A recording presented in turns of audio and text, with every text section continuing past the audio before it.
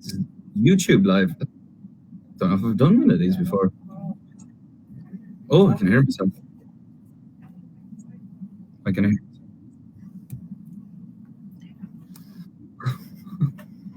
Hello, everyone. Welcome to the live premiere of the video for the show. Wow, I was going to try and answer some questions, but this is moving at a pace of knots.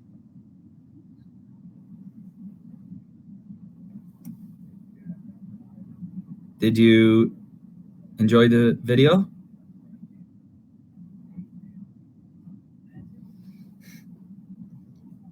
This is crazy. How many people have we got now? 1,200. It's going up.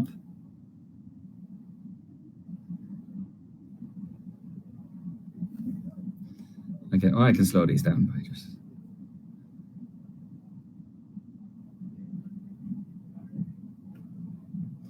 The numbers are flying up. I don't want to say too much too quick in case loads of people miss out.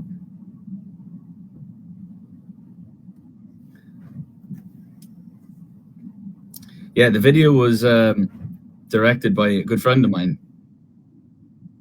Connor Brashear, or maybe Brashe. I don't know however he's supposed to be. I think we've been saying his name wrong for about 10 years.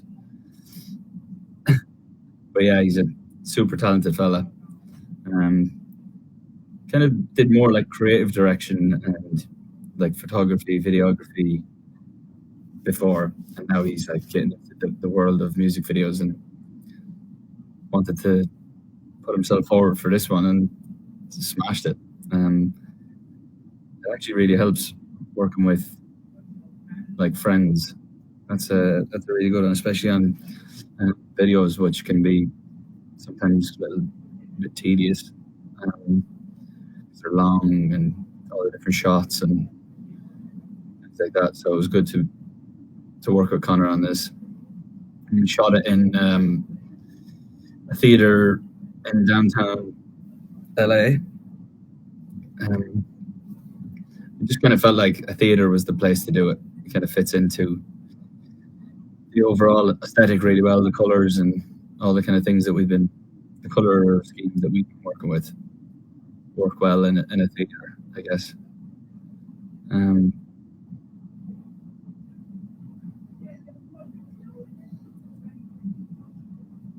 Yeah, and it was kind of, I guess the idea is those kind of like real moments before a show where it's just very chilled and I haven't become the star of the show, until I go on stage, and it's very still, real life kind of music video.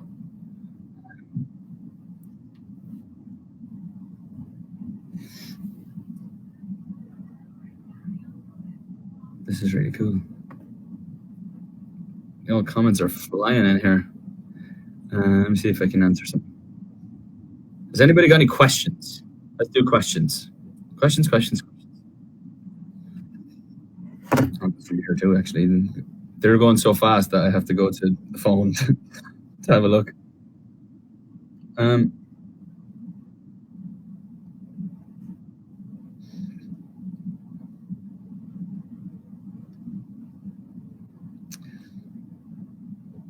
glad that everybody likes the album.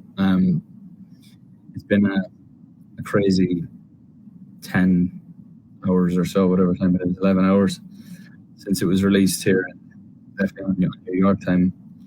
I went to get some sleep and then got up, and I got up at like 2:30 and it was already out. Went online and everyone was talking about it and it was trending and all that good stuff, which is really cool.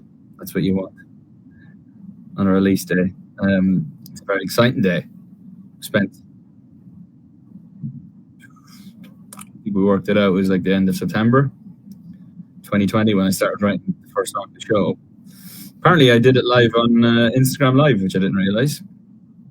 Um, but yeah, I was working out those chords, and then I look back at my voice notes, and it works. It turns out that I wrote that song that night or the day after, I think.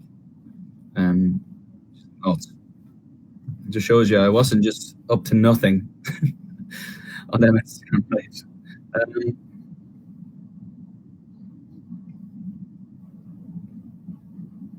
what was my favorite part about making the album? From Courts Riley. Um, I guess haven't the time to think about it, to be honest.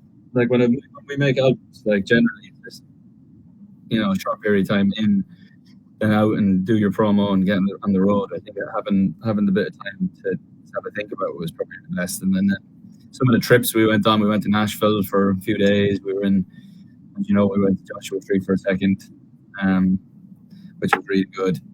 Um, and yeah, just like the fun of it, like I work with good friends of mine, which just makes it all very easy and straightforward. From which song did you enjoy writing the most? Um, I mean, when we caught fire on Heaven, that was a pretty cool moment, and just all of us jumping around, realizing that maybe we've got something decent. Same with Meltdown. To be honest, they were both from that Joshua Tree trip. Let me see what else I got. How did I come up with the track list from Amelie 3728? The track list that we made loads. Like I made loads of track lists. I would like put songs in different places. I knew I wanted to start with Heaven, obviously, because not just because it's the first single, but that intro is a good way of opening anything. To be honest, the way it starts with the BVs and stuff, with the long intro, it sounds like the start of a record to me. And then after that, it was kind of just like I would make a set list. There was no real like story, roller coaster story, like I'd say on Heartbreak Weather or whatever. It was more the vibe, up tempos for a couple of songs, then down into some of the ballady bits, mid tempos, and then back up, back down, and finish on Must Be Love. Must Be Love was a good one to finish on because it's kind of got that kind of sums up everything that happened above it lyrically. So that was the main reason through all of that. And also making track lists for 10 songs is a lot easier to do than do 15. It was actually it was Joe, so we all gave it a go. Me, John Ryan, Joel Little, we all made our own track lists, and we would like send them to each other and like listen to them, in the car or just like in the house, and just see which order sounded the best run. It was actually Joel's track listing that was the best out of us all, that we settled on. We all were in kind of a similar world, but Joel's one stood up.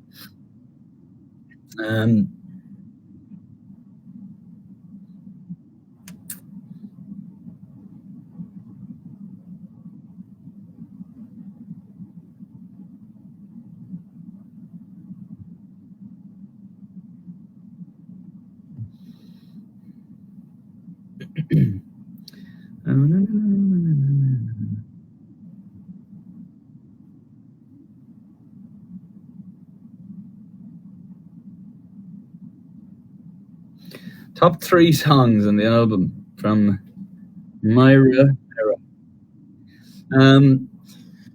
3. Oh God.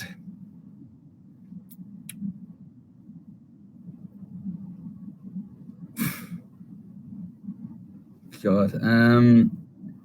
I don't know. I have to say I've always had like a soft spot for the show, just because that was what kickstarted it all, and it's the only song that I wrote from that period that actually made it through to the final 10. And just how it started with just like me and the piano, as we've seen on that live, and then the size of the production on it now is just a different beast than any sort of ballad that I've ever made. I've always tried to keep the ballads, when you think about it, like still is probably the biggest. But apart from that, it's like it's too much to ask. Um, Dear Patience gets a little bit up, but not really. Um, you can start Cult. Some of those ones, um, they always kind of ended up having minimal production, and more about like the song. Whereas this one was just, it felt like it wanted to explode. And it was really cool to watch it grow from the demo I sent to Joel, which was just me and the piano on like a few of those PBs, like the life is like it's for summertime, all that kind of stuff. And then watch it turn into like this big cinematic um, orchestra driven song, which is, again, as I said, something I haven't really done before. So I love that one. I think You Could Start a Cult was amazing because you don't get them often, but when you do get the like 40-minute, wrote the song in like 40 minutes, 30 minutes, recorded it in like, I think there's like 2 takes of the vocal that were comped, one little guitar pass, a couple of times around on the harmonica, and then you didn't even master it or mix it. Just left it. Like the demo is the one, like, one we made on the spot is the one that got released. We talked about getting it mixed and mastered, and I guess what mixing and mastering does is it kind of purifies everything and like makes everything stand out and be really good in headphones and stuff like that. But there was something magic about it just being really simple. I probably love that one too. Never Grow Up, Science, Unlike, I don't know, too many.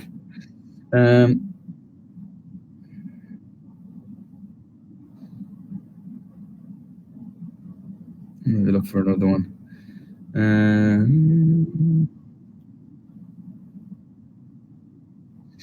There's a good question. Miss Sillified. 2 questions, if that's okay. Yes, if that's fine. When you know a song is finished, do you have an idea of how it's meant to sound before you start recording it? Is there a moment during the process where you feel it's just right? How does that work? I'm intrigued. It is intriguing, actually.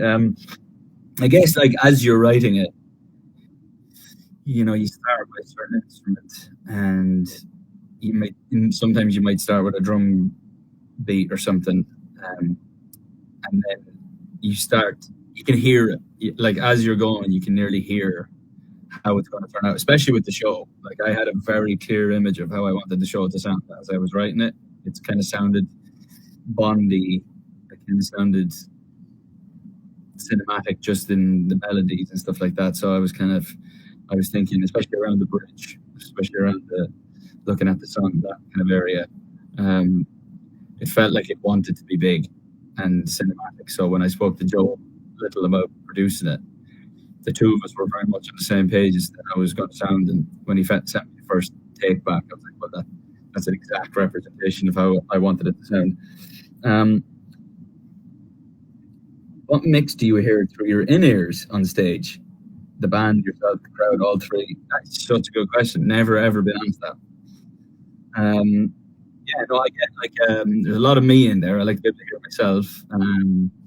I want to have a good, solid, like, bed of, like to have a lot of drums, keep time, a lot of bass. The rhythm section helps. And a lot of, like, sprinkles of, and we can pan everything left and right. So I have a lot of my guitar on my left ear and a lot of Jake's guitar on my right ear. And then I'll sing with both piano players. I'll have like a little bit of Louis here and some Danny over this year, and violin might go in between both of them. Yeah, just kind of, just get like a bit of everything, and then sometimes you'll see me pop an ear out just to get a bit of vibe, because it can be quite intense. It's like listening to music with your headphones on. It's not the same as having the speakers on. Let me answer two. I'll do 2 more questions. Thanks for all 1,300 of you for being a part of this. I hope you, as I said, I hope you like the show video. I hope you like the album. It's a big day on the calendar for me. And we just did the Today Show here in New York. It was For those of you who didn't see it, you can probably see that live. Imagine it was amazing. I feel like for nearly every album I've ever released in my career, I feel like I've been here either on a release day or somewhere on a release week. So to be on the Plaza again was pretty sweet, and it feels really comfortable here for me. Let me find them or two more.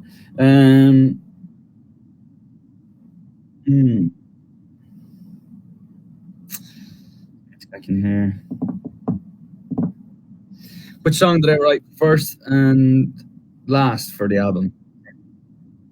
Natasha Augusta, I think. The show was first, and You Could Start a Cult was last. Yeah, so that was. And when I wrote You Could Start a Cult anyway, I was finished. I felt like I was missing that level. What else? Let me do one more.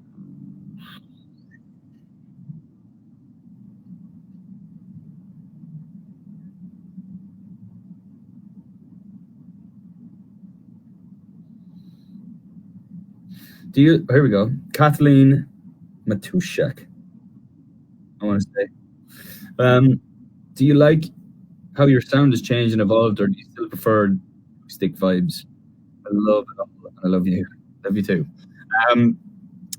Yeah, no, it's been really cool to watch it evolve. I think the first album was exactly the first album I wanted to make. It had a bit of everything in there that I like. I feel like across the board, I have made albums that I like to use all them elements that I listen to. I'm good at that. Like the real acoustic moments, and then we obviously had things like Slow Hands, and like the Fleetwood vibe of On the Loose, and things like that. Then Heartbreak Weather was a tiny bit more experimental, still keeping some raw kind of vibe. Things that then you have things like Heartbreak Weather, songs like that were kind of a bit more vibey. And then this album is exactly where I think I'm at now in my head. And musically, like I love all these kind of experimental sounds, trying with synth a little bit more, some types of drums, and it's still always been like guitar driven. For me, it'll always be that way. I don't think I could ever see myself going any other way. Everyone would be scared shitless and run. If I decided I was going to be like some sort of just play synth constantly. Yeah, no, I think it's evolved nicely. Makes for a really good show next year, and thanks to everyone that has bought tickets for that. I'm still blown away by the response to the whole thing. I'm excited to put the show together. I've already got a fair idea of what the set list is going to be, what the show is going to look like. We're making the stage vibes now, and I'm excited to see you all. I hope you enjoy the album. Stream it, watch it, do whatever you need to do with it. And let's hope we get some good news worldwide next week, which would be nice. But yeah, hope you enjoy it mostly, and I'll see you along the road at some point. I love you all. Thanks for the amazing support. The reaction to this thing has been insane over the last 11 hours that it's been out. I appreciate it very much, and I'll see you all soon. End stream, it says here, and that's exactly what I'm going to do. Bye bye.